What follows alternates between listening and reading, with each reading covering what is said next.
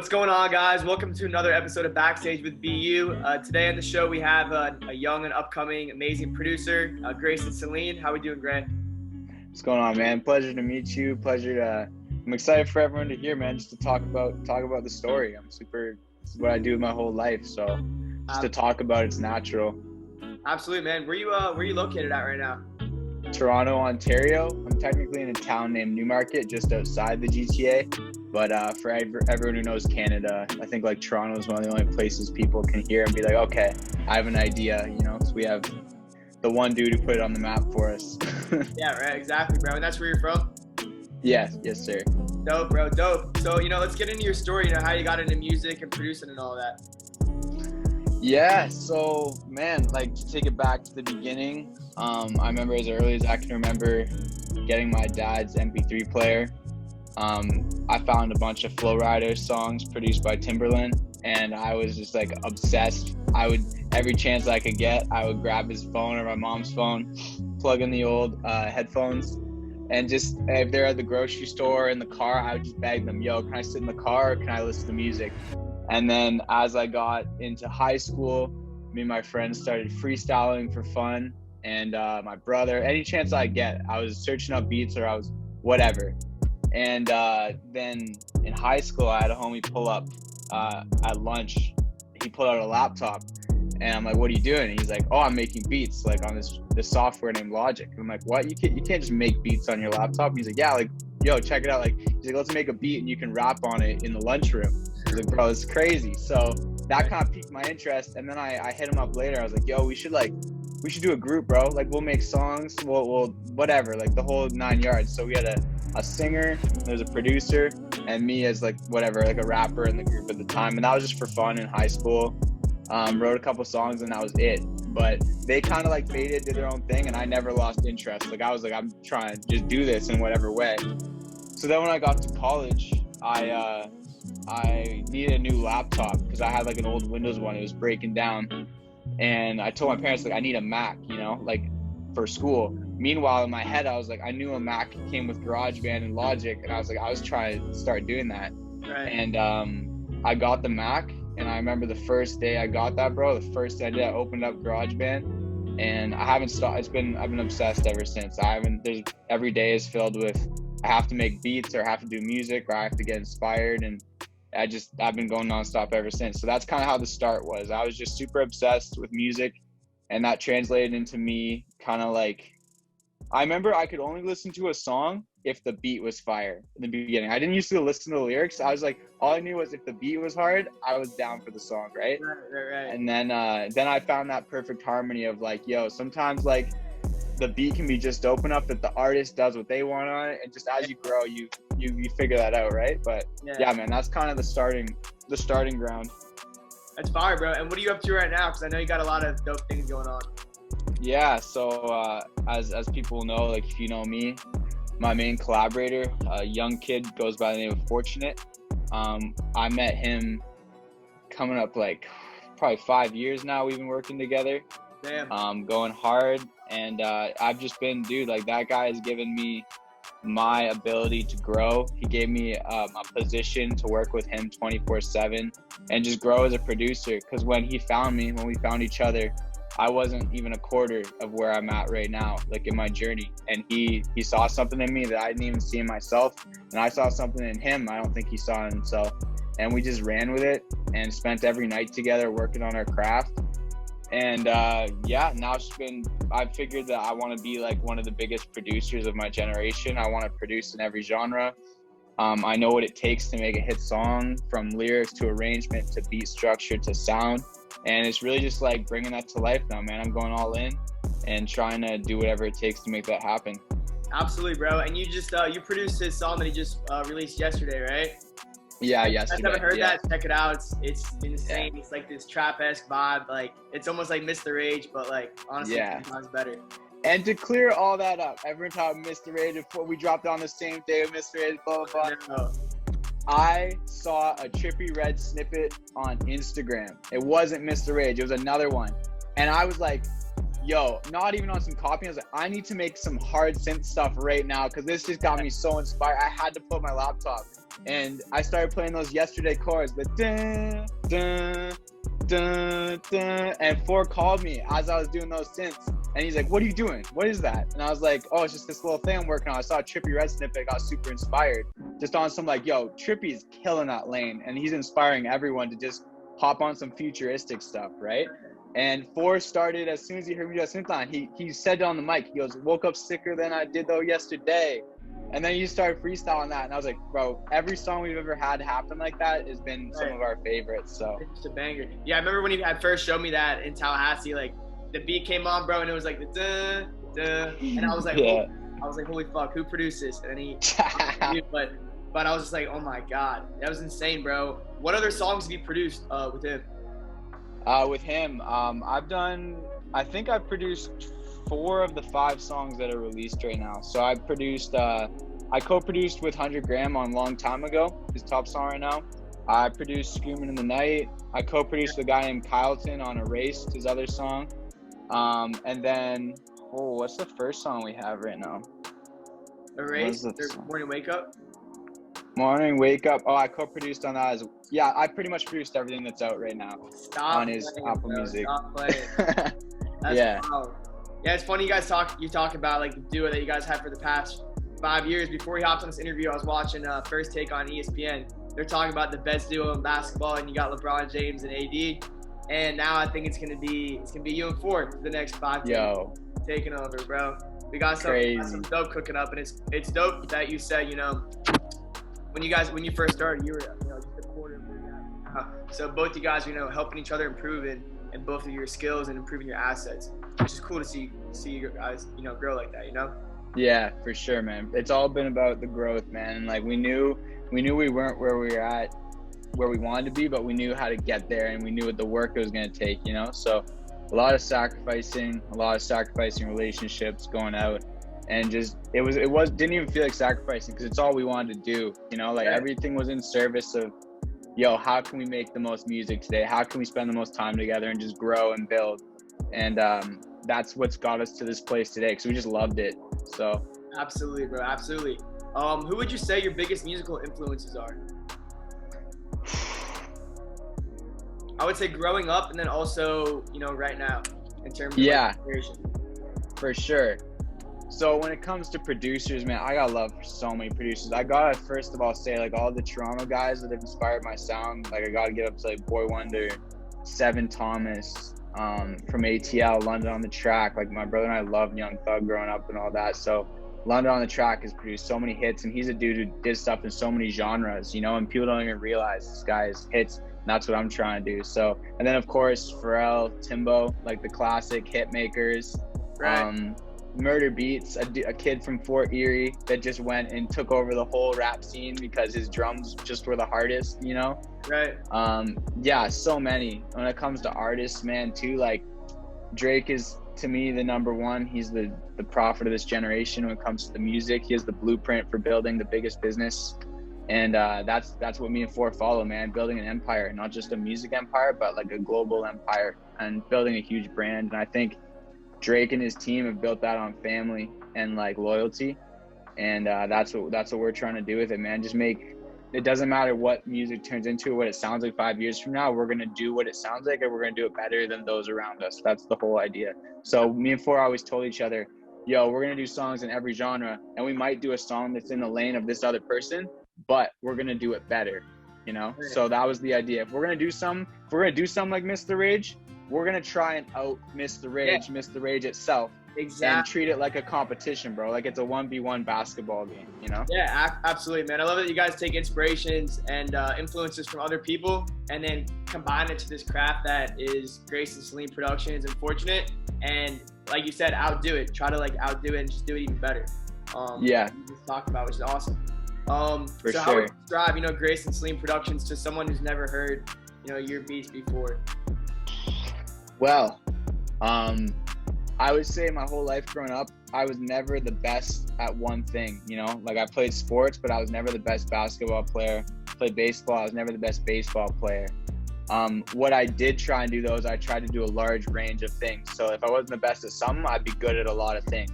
And I like to carry that over to my production. Is like, yo, I might not be the best when it comes to like trap ATL sound, but I can give you some trap ATL stuff and I can give you a pop record at the same time. And both of them are going to be solid arranged songs, you know? But I just like to keep switching my lanes up. And fortunately, someone like fortunate to work with is someone who forces you to do that, because his mood will change every single day. And I was never able to make the same stuff, because if I try making another beat like yesterday tomorrow, he'd be like, don't send me this again, we're on something else, you know? Right. So I definitely noticed that you don't make the same like type beats like for everything. Like you have something like yesterday that is so different from long time ago, that's so different from Erase and so different from Scream in the Night. Like everything is completely different and they all sound fun. So for sure, I appreciate that, man. That's the goal. Absolutely, bro. You know, so what does your creative process look like when you sit down and start making a beat? Creative process, I gotta be inspired coming into it. I gotta, usually recent times it's been going on a drive and listening to some of my favorite music and taking in sights, and I love coffee. I get an iced coffee and I'll think, bro. I'll like meditate on life, I'll reminisce, I'll pull nostalgia, and by the time I am on my drive back to the crib, I'm so inspired I can't wait to get in the door and sit down in my studio, right? And then, you know, another way it might happen is Four will call me. Yo, he's like, I'm feeling this way. I'll be like, say less, bro. Hop in the studio. Like right in this very room, we've made like 20 records where he would just call me and be like, bro, I'm feeling this. We got to talk about this in music. We got to get this feeling out right now. And that's just all the inspiration I need. I'm like, let's go, bro. And then as we start building a song from start to finish, it just oozes out. Like it's like so organic, you know, from the start. Yeah, for absolutely, sure. Bro. I love that your whole process is, you know, completely natural. Nothing's forced, and like when you're feeling it, you hop in the studio and you make shit happen. So that's super. Don't get me wrong, too. For anyone listening, like a lot of times you don't feel it, and there's be like a week or whatever where you don't even, you're like, why am I even doing music? This is like just more headache than anything, you know? You drop a song and you feel sick to your stomach. So you're like, yo, is this like super lame? Because you have to get past that point. When you first start dropping music, it's a big joke to everyone. It's like really funny, you know, like, oh look, they're trying to do this lane. But if you stick to something like Russ talks about, delusional faith, you have delusional faith in your process, where you have faith in results that aren't there yet, but you have faith in yourself to bring that. Once the accolades come and once the numbers come, you're already so invested in yourself and where you're trying to get to, it won't even matter. It won't phase you. You're so motivated. You're dropping gems right now, man. You're dropping invaluable gems. Pass me down. Since you're talking to the audience right now, you know, what advice would you give to young producers? Man, you gotta love this. You gotta eat, sleep, and breathe it, man. Because like, there's so many other things you could be doing in life, and life requires a lot of process. If you're gonna want to be a lawyer, you gotta spend a lot of time going to school and doing all that. But I learned with like music. Once I learned music is what I wanted to do. Perspective is everything, and also self-awareness. I talk about self-awareness a lot with Four. Like, where do I stand compared to my peers, and where do I stand in terms of where I need to get to, and how do I need to do that? So, you know, I realized if I was gonna do music, we got to treat this like a business. So I called Four a couple years ago now, and I said, yo, do you really want to do this? And he's like, yeah. I said, let's start treating this like a job then. Let's start treating this, because I worked 9 to 5, right? I've worked 9 to 5 up until now. And I said, when I come home from work is when my second job starts, and we treat this like a job, and we go to work and we clock out when the job's done. So we aren't just going to drop music on deaf ears. We're going to figure out ways to get that to people. And bro, once we did that, once we stayed consistent with it, your whole success and your whole outlook doing this thing changes, and you start seeing results really quick. 100%, bro. I couldn't agree more. So what does your day-to-day look like? Up until now, again, like I've been working. I used to work downtown. I'm in aviation right now, so I'd work 9 to 5, come home, me and Forward call on the phone, whole drive. I had an hour drive home from work.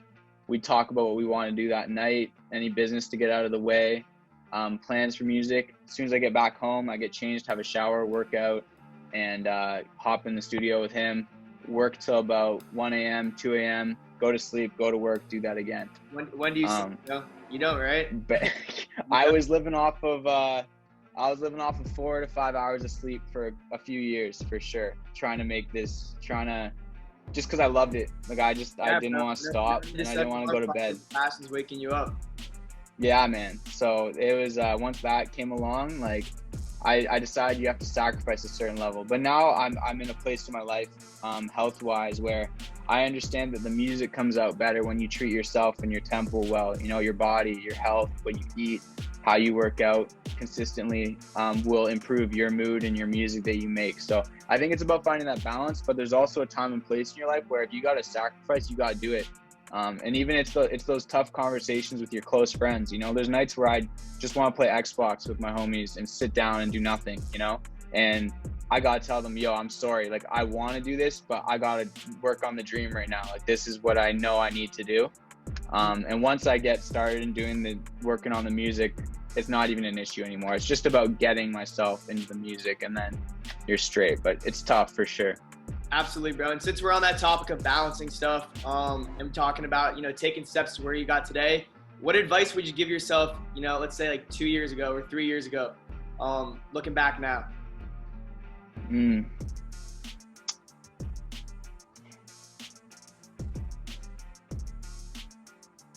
Where you're at now is a couple.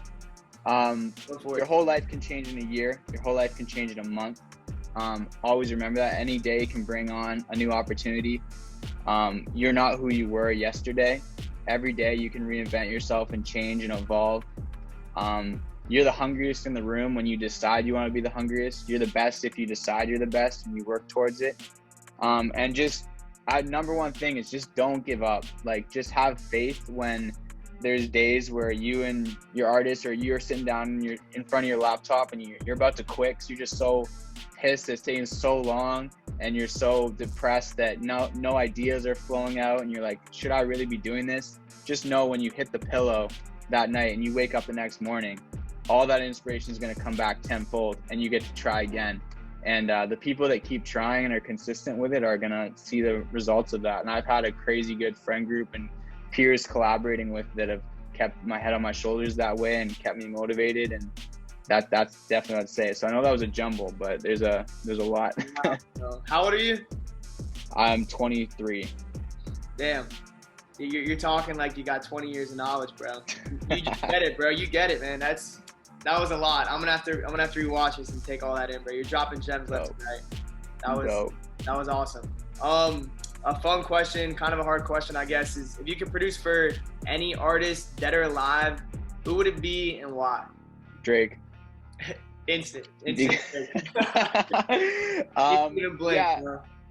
No, I know there's a lot, but for sure, I think I can give you like two off the bat. I would say Tory Lanez and Drake right now. Tory is someone who's a demonstration of work ethic and consistency, and in the midst of all the odds being against him, he doesn't stop and lets the music speak for himself, takes away all the gimmicks, you know.